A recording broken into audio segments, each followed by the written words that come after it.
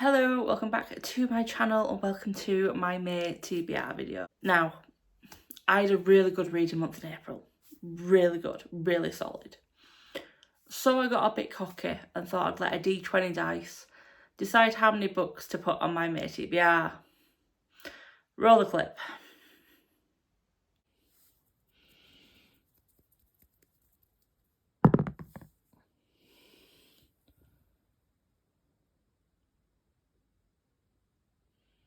Yeah. I need 14 books in my TBR for May. Now, the normal thing would be, I'll put all my short books on there. Which is what Ada and Sophie said when I told them how many picks. I've decided to make it potentially a little bit more difficult. Yep. Enter the TBR jar. Now, this is when I should be saying I'll be picking 14 books out of this TBR jar. However, I'm going to make one of the books easier on myself. Book number 1 will be my Bookopoly book. Bookopoly? 2 minutes. Sorry for the cut there, completely forgot the word I was looking for. The word I was looking for was Buzzwordathon. So yes, book number 1 will be my book for Buzzwordathon prompt for May. And the prompt for May is to read a book with the word ever in the title. So I have gone for Everyone Here Is Lying by Shari LaPena. Welcome to Stanhope, a safe neighbourhood, a place for families. William Wooler is a family man, on the surface, but he's been having an affair that ended horribly this afternoon at a motel up the road. So when he returns to his house, devastated and angry, to find his difficult 9-year-old daughter Avery unexpectedly home from school, William loses his temper. Hours later, Avery's family declares her missing. Suddenly, Stanhope doesn't feel so safe, and William isn't the only one on his street who is hiding a lie. As witnesses come forward with information that may or may not be true, Avery's neighbours become increasingly unhinged. Who took Avery Wooler? Nothing will prepare you for the truth. Let's pick the other 13 books.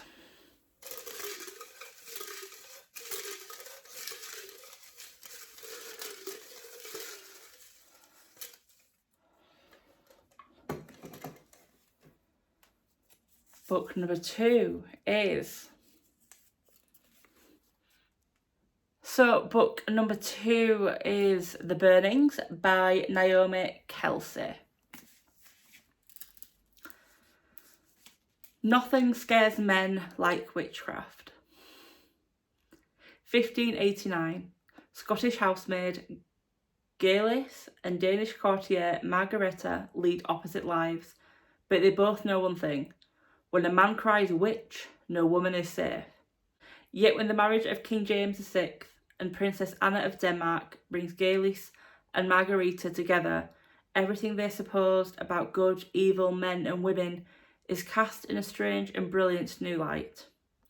For the first time in history, could black magic, or rumours of it, be a very real tool for women's political game. As the North Berwick witch trials whip Scotland and her king into a frenzy of paranoia, the clock is ticking. Margareta and Gaelis keep each other safe, and once the burnings are over, in whose hands will the power truly lie? Book number 3.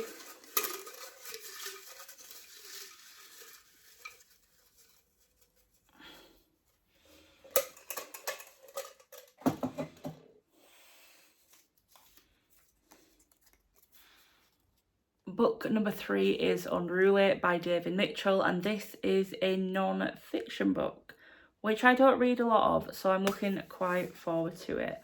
The tagline is A History of England's Kings and Queens. I'm a little bit of a History Royal enthusiast, I will say, so sounds a little bit up my alley, but let's have a read of the synopsis. Think you know your kings and queens, think again. In Unruly, David Mitchell explores how England's monarchs, while acting as feared rulers firmly guiding their subjects' destinies, were in reality a bunch of slucky sods who were mostly as silly and weird in real life as they appear in their portraits. Taking us right back to King Arthur, in brackets, spoiler, he didn't exist, David tells the founding story of post-Roman England up to the reign of Elizabeth I. Spoiler, she dies. It's a tale of narcissists, inadequate self-control, excessive beheadings, middle management insurrection, uncivil wars, and at least one total C-word, as the population evolved from having their crops nicked by the thug with the largest armed gang to bowing and paying taxes to a divinely anointed king. This sounds up my alley. With it being non-fiction, I don't know how I'm going to read this. But yeah. Book number 4. Trying not to look. Oh.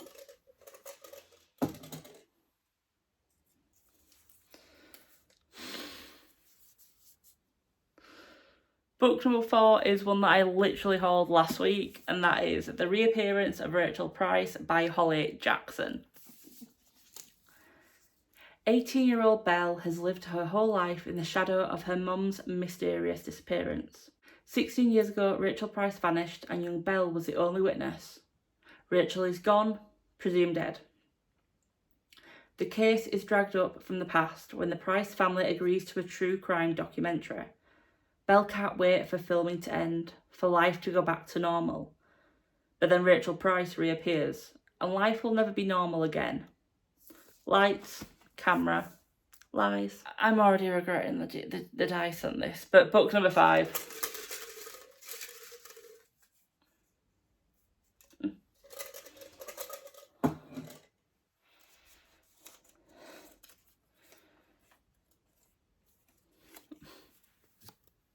Book number 5 is The Ghost Tree by Christina Henry. Lauren and Miranda have been best friends forever. Every day one would say, "Meet me by the old ghost tree," and they would go and have adventures. But now Miranda only likes boys, and Lauren's father was found in the woods with his heart torn out and no one was ever caught. A year later, the bodies of 2 girls are discovered, and Lauren has a vision of a monster dragging human remains through the woods, and she knows she can't keep doing nothing, not like the rest of her town.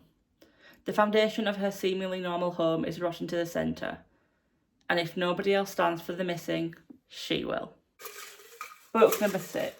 Let's give it a good stir. There we go.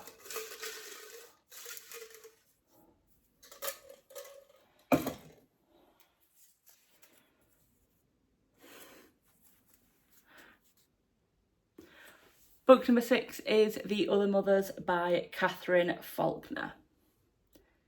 You've been desperate for a story to launch your freelance career, but you want something else even more, new friends to help you navigate motherhood. And then you see them at your son's new playgroup, the other mothers, those sleek, sophisticated mothers, the women you want to be. One of them welcomes you into their circle, and on the other side of the glass, their lives are exactly like the ones you've always dreamt of. Their elegant London townhouses, a world away from your cramped basement flat and your endless bills. They seem to have it all, but they also have their secrets. And it's soon clear that you can't trust everyone at playgroup.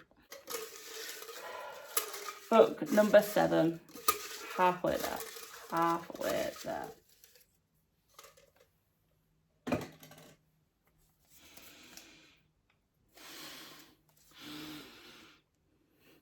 Book number 7 is Westart Kill by Dan McDorman. It's the 4th of July weekend at the prestigious Westart Country Club. Gathered for cocktails on the first evening are just some of the guests. The club president, the treasurer, the snooping schoolboy, the bereaved father, the taciturn caretaker, and the prospective member. And there will also be a body, and a private detective, and a fiendish mystery to solve. But everything else is all to play for. And you are about to find out that you have a role to play in this mystery too. That's one shelf filled. let's put books on that one now. And this is getting to be a really horrible angle for me. Book number 8.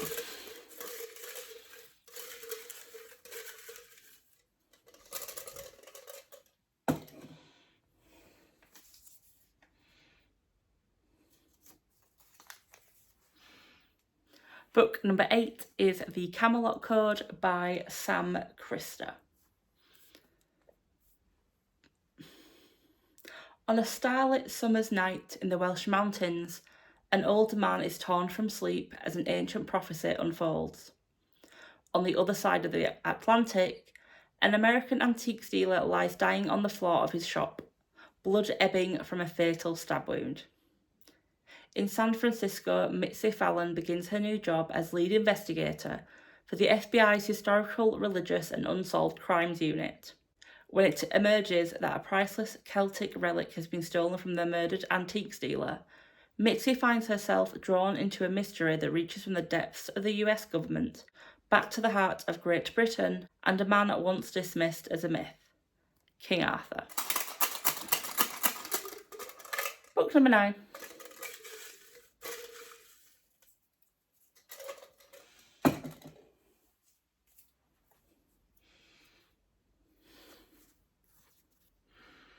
Book number 9 is Where Sleeping Girls Lie by Farida Abike Iyemede.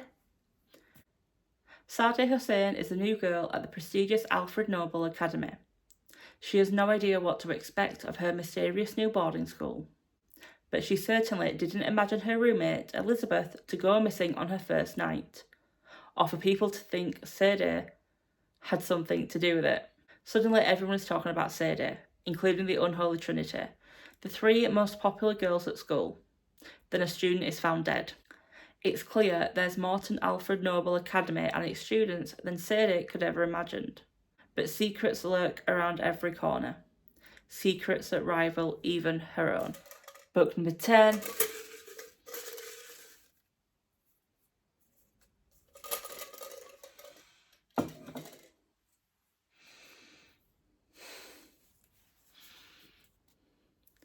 Book number 10 is The Housemaid by Frida McFadden. Every day I clean the Winchesters' beautiful house.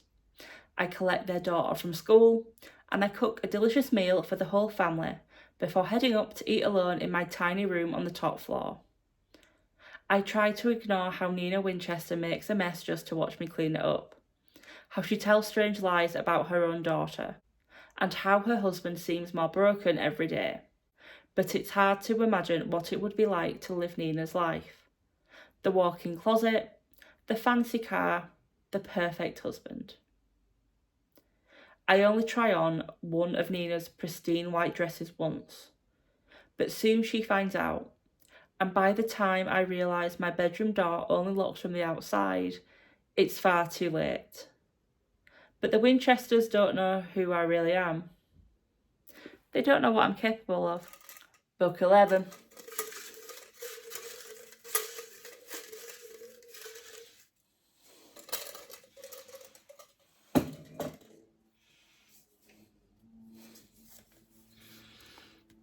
Book 11 is Allegedly by Tiffany D. Jackson. Mary B. Addison killed a baby. Allegedly. She didn't say much in that first interview with detectives, and the media filled in the only blanks that mattered. A white baby has died while under the care of a church-going black woman and her 9-year-old daughter. The public convicted Mary, and the jury made it official. But did she do it? She wouldn't say. Mary survived 6 years in baby jail before being dumped in a group home. There wasn't a point to setting the record straight before, but now she's got Ted and their unborn child to think about. When the state threatens to take her baby, Mary's fate now lies in the hands of the one person she distrusts the most, her mama. But no one knows the real mama. But does anyone know the real Mary? Book 12.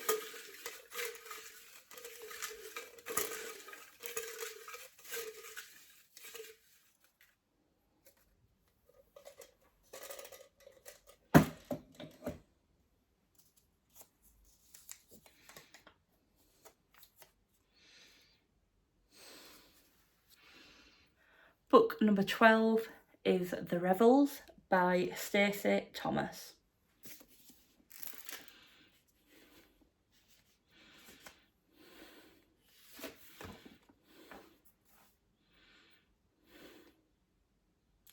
England, 1645.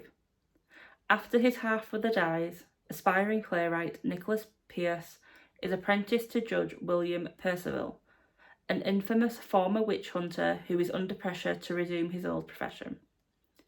In a country torn apart by civil war, with escalating tensions between Catholics and Protestants, Royalists and Roundheads, and rumours of witchcraft, Nicholas hides a secret: the dead sing.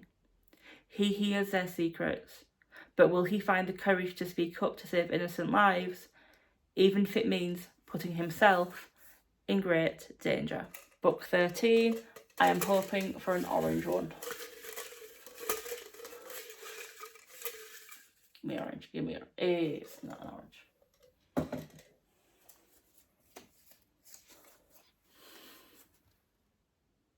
Book 13 is American Fire by Monica Hesse.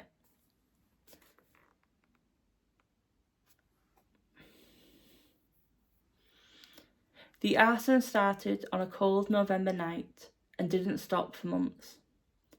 Night after night, the people of Accomack, Virginia, once the richest rural county in the nation, waited to see which building would burn down next, regarding one another with compassion at first and later suspicion. Vigilante groups sprang up, patrolling the rural coast. Volunteer firefighters slept at their stations. Local police were stretched thin. The arsonists seemed to target abandoned buildings, and by the dozen, they were going up in flames. Over 2 years of investigation, Monica Hesse uncovered the motives of a troubled mechanic, Charlie Smith, and his struggling accomplice, girlfriend Tonya Bundick. In depicting dangerous shifts in their fraught relationship, Hesse introduces the once thriving coastal community, decimated by a punishing economy and increasingly afraid. American Fire recreates the anguished nights when this quiet county was set on fire, evoking a microcosm of rural America, a land gutted before the fires even began. So I'm not sure if this is written as a non-fiction, if it's written as fiction. I'm not sure, but by all sounds of it, it is non-fiction. Here we go. Book 14, last book. Give me an orange. Give me an orange.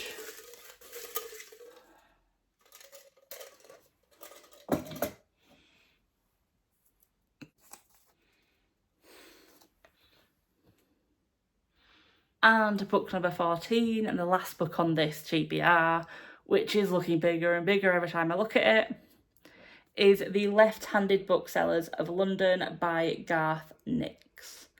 It is signed, so that sticker has not been removed. In a slightly alternate London in 1983, Susan Arkshaw is looking for her father. Crime boss Frank Thringley might be able to help her, but Susan doesn't seem to get time to ask Frank any questions before he is turned to dust by the outrageously attractive Merlin. Merlin is a young left-handed bookseller, one of the fighting ones, who, with the right-handed booksellers, the intellectual ones, police the mythic and legendary old world when it intrudes on the modern world, in addition to running several bookshops. Merlin has a quest of his own and quickly finds it overlaps strangely with Susan's. Who or what was her father? Susan and Merlin must find out, as the old world erupts dangerously into the new. There we have the TBR for me. I'm either going to smash this or I'm going to fail miserably. I'm going to be honest, I don't think the pot did me too dirty. There are a couple of big books on there, and I am gutted I didn't get any of the orange paper. If anyone's not aware, well, probably won't be aware, in my TBR jar, my books are sorted by colour as to which year they were bought. So green was hauled in 2023, yellow was hauled this year, and orange are the remaining books hauled from 2022 and before that, because I didn't have a colour before that. So I got mainly greens with 3 yellows, so that's not bad. But I need to start reading more of the oranges. I actually forget what the orange books are. Now, as I mentioned, there's quite a few big books. I'm going to add up how many pages this is and then come back to you, because I'm thinking I might split the pages by number of days, but let's see. So, after quick calculations, there is 5,522 pages on my TBR to be read. Which broken down by 31, because there is 31 days in May, 179 pages a day to be read to complete. Which sounds a lot, but potentially could be doable. My only thing is with me being quite tired on work nights, I don't tend to read more than 100 pages. And it's a bit much to be catching up that much at the weekend. But on the plus, this month we have the bank holiday in the UK, and I have the last week of May off because it is half term, and there is also a bank holiday there as well. So I am thinking maybe doing some 24-hour vlog type things, or 24-hour reading on them weeks. So let's see. But like I said, that's my TBR. Have you read any of those books? Are there any on their way you're like, Michelle, you should not be reading that in this season? Or Michelle, too many of them books are quite similar. You're not going to enjoy them because there are some similar themes in here, let's be honest. Or is there any way you're like, Michelle, you are going to adore this book, because I adored it. If I do DNF a book this month, I am not replacing it. It is still part of the original 14. I'm not making this even harder on myself than I already am. Yeah. But that is the end of this video. If you like this video, please leave a like. If you are new here, please consider subscribing. If you don't want to, not an issue. But if you are new here, hi, my name is Michelle, and my reading, like my life, is a chaotic mess. And I'm just trying to get through it one page at a time. Reimagining the Jordan Hudson song. Just take one page at a time. There is no need to rush. And yes, I had to stop myself for a few seconds there to sing that song. But yeah, until the next video, bye.